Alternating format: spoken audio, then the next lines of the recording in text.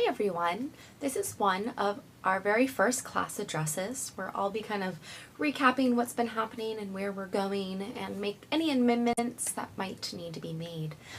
So first off, I want to say great job on our first memo assignment.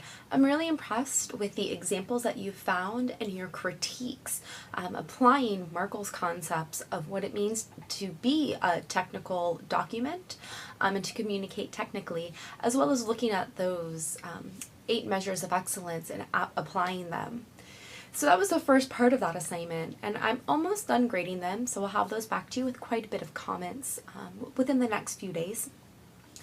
But I also want to talk about that second part of the assignment, replying to your peers. So there are points that are attached to that discussion post where I'm asking you to look at what your peers have said and maybe point out maybe something they missed or add on or elaborate.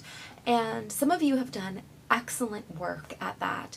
A few have some pretty kind of just generic comments like good job, great memo.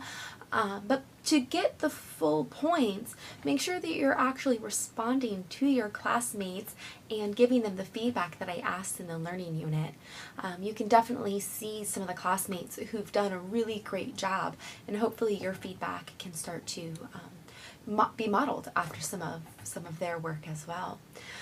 So this week's assignment, chapters 3, 9, and 10, as I said before, it's a little tedious, for lack of better words, and I understand that. I appreciate that. I know that this is not the most exciting week's worth of work, but it is really valuable work.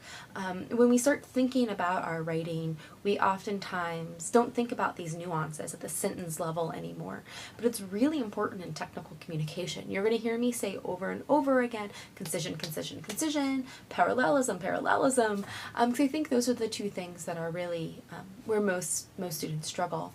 The other area where most students struggle is really putting subjects in their sentences, not having all those demonstrative pronouns kind of carry our sentences, where it's not always clear what we're talking about. With technical communication, we need to be clear at all times as to what we're talking about. So keep those things in mind. When I talk about demonstrative pronouns, I'm talking about that, those, these, kind of some of those general pronouns there that can really filter a sentence and fill it up. So keep that in mind as we're working through this project. I know that it's going to take a little more time than you might have already set aside. So I do know that and understand that. In the meantime, go ahead and get started if you haven't already on chapters 3, 9, and 10. I will hopefully have those memos back to you with detailed comments as soon as possible. Keep up the great work. And if you want to go back and add to your comments on your classmates' memos, I encourage you to do so by the end of the week. All right, as always, if you have any questions, don't hesitate to ask.